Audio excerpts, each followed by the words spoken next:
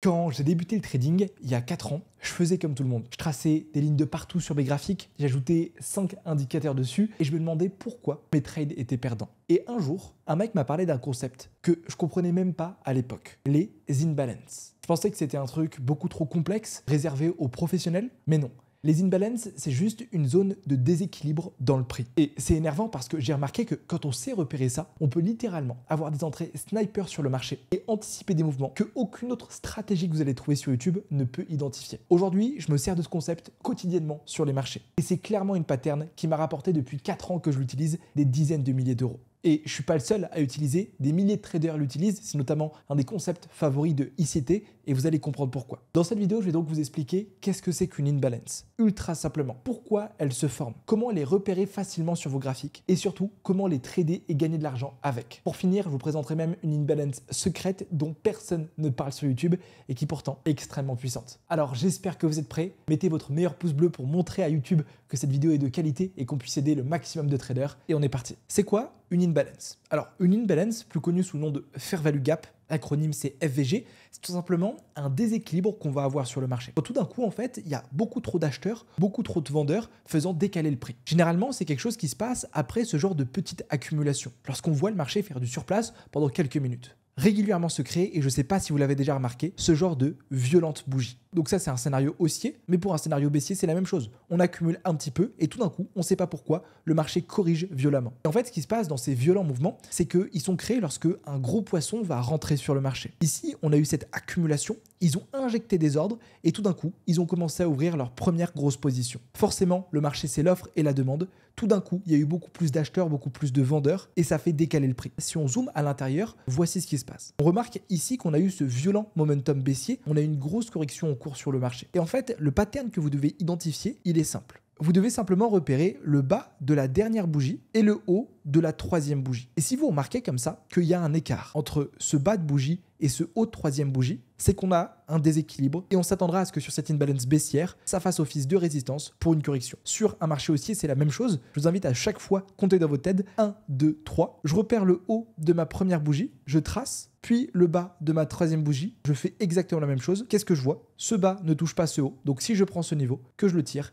j'ai ici une zone d'imbalance. Je ne sais pas si vous l'avez déjà remarqué, mais ça se passe tout le temps sur le marché. Là, on est par exemple sur l'or. On peut voir ici qu'on a eu ce violent mouvement haussier. Première chose que je remarque, à l'origine, on a eu cette petite accumulation dont je vous parlais. Et tout d'un coup, boum, le cours a explosé, nous créant potentiellement de l'imbalance. Donc là, si je fais le même travail, je repère le haut de cette première bougie, puis le bas de cette troisième bougie. Ça, c'est une zone d'imbalance. On peut voir que le marché est revenu dessus avant de mècher par le haut. Et il s'est passé exactement la même chose ici. Accumulation sur le marché. Tout d'un coup, violent mouvement haussier. Je prends ma première bougie qui ne touche pas ma troisième bougie. J'ai donc ici ce déséquilibre qui a été créé. Regardez ce que va faire le marché. On vient pile mècher dessus. On voit que ça fait office de support et réagir. Je suis maintenant sur le Bitcoin et je veux vraiment vous montrer en fait que ça marche pour tous les actifs, tous les intervalles de temps. Violente correction. On commence toujours par venir accumuler et ensuite violente correction. Je repère le haut de ma première bougie, le bas de ma troisième bougie. Regardez ce que le marché va faire. On vient pile mècher dessus avant de corriger. C'est limite magique. Et c'est exactement ce qui se passe juste après. Pareil, petite accumulation, violente correction baissière. Je repère le haut de cette première bougie, le bas de cette troisième bougie. Qu'est-ce que le marché va venir faire? Corriger, refermer les ordres avant de pousser. Donc ça, c'est le concept. Maintenant, vous allez me dire, ok, super Casper, je sais repérer une imbalance. Mais comment tu m'expliques que certaines ne réagissent pas sur mon graphique? Par exemple, celle-ci qui pourtant était belle, comment ça se fait que le marché soit venu l'exploser? Parce que vous devez comprendre que pour que votre imbalance réagisse, on a besoin de 3 critères. Ces 3 critères vont nous permettre d'avoir le plus de probabilité. Le critère numéro 1, c'est qu'il faut que tout le temps, votre imbalance soit en tendance. Je vous fais un rapide rappel de comment fonctionnent les tendances sur le marché. Un marché haussier, c'est caractérisé par des points hauts qui sont toujours plus hauts. Et on peut voir ici, vous avez vu, sur le marché, si je les mets en avant, là, on a ces points hauts qui sont toujours plus hauts et ces points bas qui sont toujours plus hauts. Donc là, on est bien sur un marché haussier. Sur ce marché haussier, on va s'attendre uniquement à ce que des imbalances bullish réagissent. Donc par exemple, typiquement, si on en a une ici, elle va réagir. À l'inverse, toutes les imbalances bearish qui seront créées ici vont venir être cassées. Le marché continue et tout d'un coup vient se retourner. Ici, c'est ce qu'on appelle un changement de structure. On vient liquider ce dernier point bas qui avait fait ce point haut et donc ça montre qu'on repasse sur un momentum baissier. Vu qu'on repasse baissier et qu'on s'attend que le marché maintenant continue de faire des points bas toujours plus bas, et bien là, on va plus s'attendre à ce que les imbalances bullish réagissent, mais uniquement les imbalances imbalance qui seront bearish. Trend is your friend, c'est les Américains qui disent ça et je suis tout à fait d'accord. D'ailleurs, là, ce qu'on voit sur le marché, c'est qu'on avait euro-USD qui était baissier. On voit vraiment qu'on avait un marché baissier. On faisait à chaque fois ces points bas qui étaient tout le temps toujours plus bas avec un beau momentum baissier et toutes les imbalances baissières réagissaient. Je vous prends l'exemple qui me saute aux yeux. On avait par exemple une première juste ici. Le marché a parfaitement réagi avant de corriger. Ou même celle-ci. Regardez la mèche ultra puissante qu'on vient faire avant de faire un plus bas. Bref, si je repérais toutes les imbalances baissières, elles réagissaient. Mais du moment où on a changé de structure, du moment où on a eu ici ce gros momentum haussier, on a arrêté de faire des points bas toujours plus bas et des points hauts toujours plus bas. Mais on est venu ici en liquidant ce plus haut, valider le choche. Donc, repasser sur une structure haussière. Et toutes les imbalances baissières que j'avais identifiées auparavant ne fonctionnaient plus. Si vous avez vu, si je les tire, complètement explosé. Par contre, maintenant, les imbalances qui étaient bullish, notamment celle-ci, ou même celle-ci, ont beaucoup mieux réagi parce qu'on était avec la tendance. Il y a des centaines d'études qui ont montré que en trading, si vous voulez gagner de l'argent, vous devez être avec le momentum. Donc partez du fait, et c'est le critère numéro 1, que quand vous êtes sur un marché haussier, vous ne devez repérer que des imbalances haussières et sur un marché baissier, que des imbalances baissières. On passe au critère numéro 2 qui est un peu bizarre, parce que en plus d'être en tendance, votre imbalance ne doit pas être mitigate. Qu'est-ce que ça veut dire la mitigation? La mitigation, ça veut simplement dire que c'est la SMC qui est déjà venue refermer ce niveau, combler ses ordres. Lorsqu'un niveau est mitigate, ça veut dire que la smart money est déjà revenue dessus. Et on va reprendre le même exemple. Regardez ce qui s'est passé ici avec cette imbalance. Elle a premièrement parfaitement réagi. On a une jolie correction, on voit qu'elle a fonctionné. Mais regardez ce que le marché va faire au fur et à mesure. Plus elle va revenir dessus, plus on va voir que cette imbalance est fragilisée et que le marché va même venir l'exploser. Pourquoi? Parce que les ordres avaient déjà été refermés ici. En fait, une imbalance, c'est un peu comme une planche qui retient le marché. Plus on va s'appuyer sur la planche, plus la planche va se fragiliser et on risquerait de casser ce niveau. Des fois, vous verrez des imbalances réagir 5 fois, 6 fois, 7 fois, mais partez du fait que dès que vous voyez une imbalance qui a déjà été refermée, ne rentrez pas en position, ne le mettez même pas en avant. Le contre-exemple, c'est celui-ci.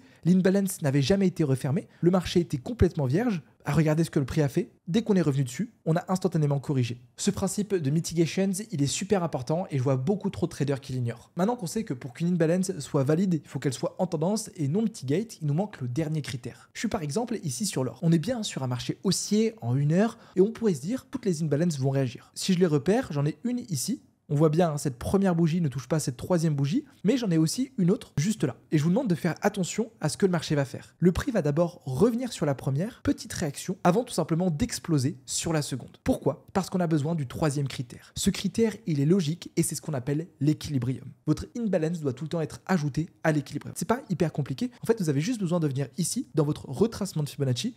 Normalement, vous n'avez pas un bon réglage, donc vous venez le tirer comme ça, vous cliquez, normalement, il y a cette petite fenêtre qui va s'afficher et vous mettez ce petit rouage. Là, ce que vous allez faire, c'est mettre seulement le 0,5 de Fibonacci, qu'on appelle l'équilibrium. Je vous invite aussi fortement à avoir votre équilibrium le plus clair possible, en noir et blanc, c'est le mieux. Moins vous avez un graphique avec toutes les couleurs qui partent dans tous les sens, plus ça va être facile pour vous dans vos prises de décision. Une fois que c'est fait, vous allez simplement identifier votre structure. Donc là, j'ai remarqué que c'est grâce à ce point bas qu'on est venu faire ce point haut. Et je vais venir simplement glisser mon Fibonacci de ce point bas jusqu'à ce point haut. Et ici, en fait, on a deux niveaux qui apparaissent. Le premier niveau, c'est celui qui est au-dessus des 0,5. C'est ce qu'on appelle la zone premium. Acheter un actif ici, c'est quelque chose qui n'est pas intéressant. Et le second niveau, c'est sous les 0,5, la zone discount. Là, par contre, c'est intéressant. Qu'est-ce que je peux voir? Ma première imbalance n'a pas réagi. Pourquoi? Parce qu'elle était sur les 0,5.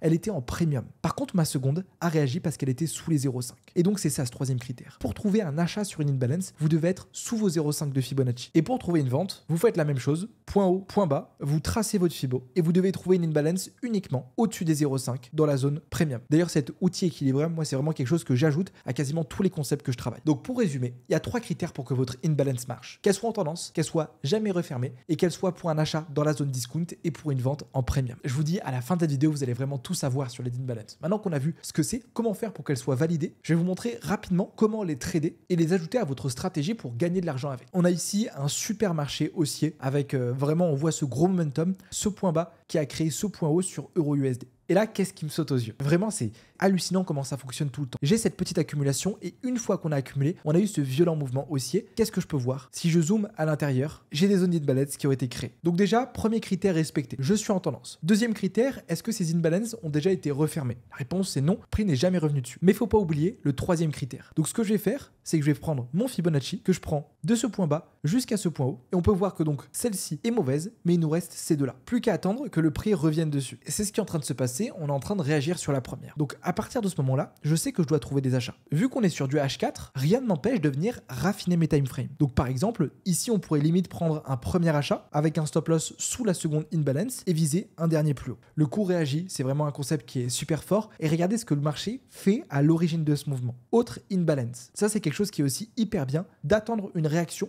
pour être sûr en fait qu'on a des acheteurs et tout simplement rentrer sur cette deuxième confirmation parce qu'en fait là on n'a pas une imbalance mais on a deux imbalances qui réagissent et forcément lorsqu'on ajoute ces trois critères qu'on fait bien attention à tout, c'est un trade réussi. Mais qu'est-ce qui est plus fort qu'une imbalance à votre avis? Eh bien deux imbalances. Et vous allez voir, ça va vous choquer, c'est ce qu'on appelle le BPR, qui veut dire Balance Price Range. C'est lorsqu'il se passe ça sur nos graphiques. On a une première imbalance qui avait été créée, juste ici, toujours la même méthodologie, et on remarque que cette imbalance est venue être explosée par le marché. Le prix est tout simplement revenu dessus et l'a explosé. Sauf que qu'est-ce que je peux voir? Lors de cette explosion, regardez ce qu'a fait le marché. Si je refais la même méthodologie, première bougie, deuxième bougie, le marché nous a créé une deuxième imbalance dans cette imbalance. Donc sur ce niveau, on a une double zone d'inefficience sur le marché. Et donc forcément, on s'attend à ce que si jamais le marché revienne dessus, la réaction soit encore plus forte. Donc ça, c'est un scénario baissier, haussier, et donc on s'attend ici à un support. C'est la même chose là. J'ai cette première imbalance qui a été créée. Le marché va l'exploser en créant une nouvelle. Maintenant, une réaction. Je suis sur USD CAD en 1 heure et je remarque que ici, j'ai eu ma belle accumulation suivie de ma poussée. Comme un robot, première bougie ne touche pas ma troisième bougie. J'ai donc ici ma première zone d'imbalance. Le marché revient dessus.